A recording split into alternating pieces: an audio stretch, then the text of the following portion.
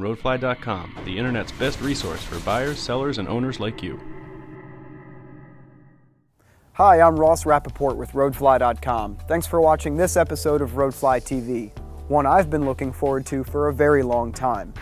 This is the BMW M3, a car that needs little introduction to my audience and one that's inspired lust and envy in just about every car enthusiast out there. For those who don't know, I'll try and give you a quick rundown.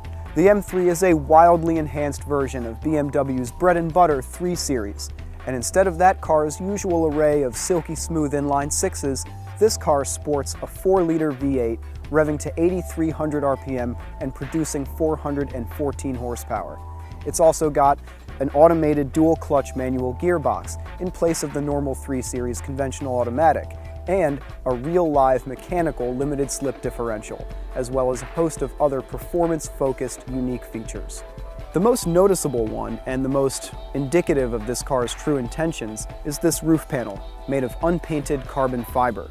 It's a nod to limited production M3 CSLs of the past, and a great way to save weight and lower the car's center of gravity. It is possible to get an M3 with a sunroof at no additional charge, but I wouldn't recommend it, as you would lose the carbon fiber and compromise your structural rigidity by cutting a big hole in the top of your roof, not to mention the additional weight required for the sunroof's mechanism.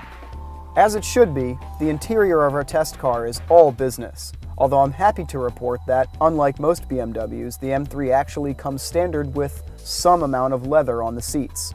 There's also standard power adjustment as well. Now, you can get extended leather seating surfaces and some leather throughout the cabin for at least an extra $1,000, if not more. But in my book, that's not worth it because there are a lot more must-have options here, including the technology package, which for $2,500 includes a navigation system, the M-Drive system, and keyless entry. This car also has the competition package, which includes adjustable dampers that can be controlled either through these little buttons here or in more detailed fashion through the car's nav system, along with settings for throttle response, shift response, and power delivery. That, in my opinion, makes the tech package, despite its hefty price tag, a little bit more of a must-have on a car like this. I'm going through the list of options with a very critical eye because I honestly believe I'm a potential buyer for this car. But I'm still on a budget, so I'd be looking to keep the total purchase price as low as possible, because I really would stretch my budget to the max or even make a poor financial decision to buy this car, and I'm about to show you why.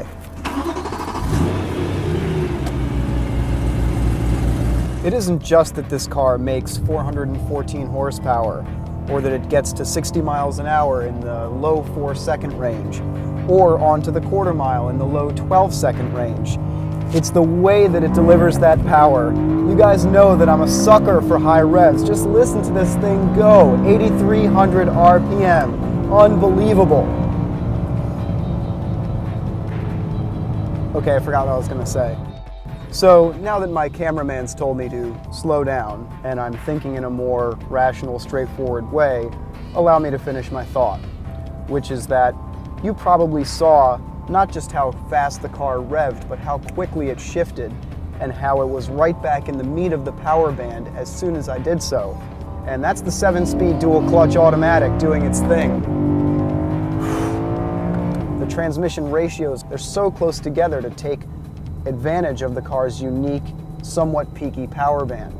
And while that's great for power, it's not so great for fuel economy. For example, if you're doing 50 miles an hour in top gear, you'll be turning 2,000 RPM already. And while that gives you a lot of punch at any RPM and any vehicle speed rather, it really hits you at the pump. The window sticker for this car says 14 miles per gallon in the city and 20 on the highway, and you'll also get hit with the gas guzzler tax. Now, one complaint I hear a lot about this car is its perceived lack of low-end torque. And I'll admit that 295 pound-feet is a little less imposing than its 414 horsepower. But it just revs so quickly that I feel like anyone complaining about this car's torque has never experienced this. Do I look like I'm complaining about torque? So, like most driving enthusiasts, I prefer a traditional manual as opposed to these automated manuals, but I really can't fault how BMW has put this one together. You pull back on the lever for upshifts, and you push on it for downshifts. That's great if you've ever been on a track, because you know if you try and haul yourself down from 140 miles an hour, being able to push on the lever and brace yourself against it is a lot better. It reduces fatigue, you can get through the corner quicker and get on the gas sooner.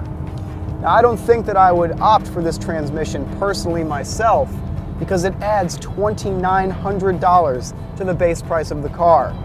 And that really doesn't do a lot for my budget. I'd probably skip it and put that money towards all the gas I'm going to be burning.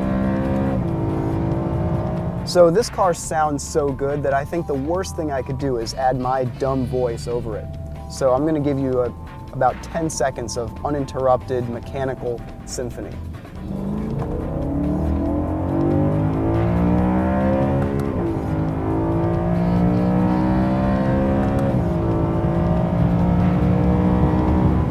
After 5 years at Roadfly, there aren't too many cars that really get my blood pumping, but this one did. Now, it starts at around $58,000, and that's a pretty big chunk of change, and I'm not a fan of people blowing their entire budget on cars. But if you've got to do it, this is the one to do it on. There are other cars in its class, like the Lexus ISF or Mercedes-Benz C63 AMG, that will deliver similar performance depending on the context. There's also a $35,000 Mustang GT that will do it too. But nothing will offer you the same sublime balance of road and track usability, and just the exhilaration of the power delivery, the razor-sharp brakes, handling, and steering. It's all just so intoxicating. I really want one.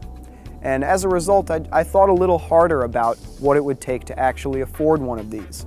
If you're anything like me and you prefer 4 doors, the M3 is also offered in sedan form, and that's actually $3 or $4 grand cheaper. So that gets me just a little bit closer to making a really poor financial decision. I'm Ross Rappaport. Thanks for watching this episode of Roadfly TV. Please join our community by subscribing to our YouTube channel and leave me some comments. I would love to hear from you. Roadfly.com, the internet's best resource for buyers, sellers, and owners like you.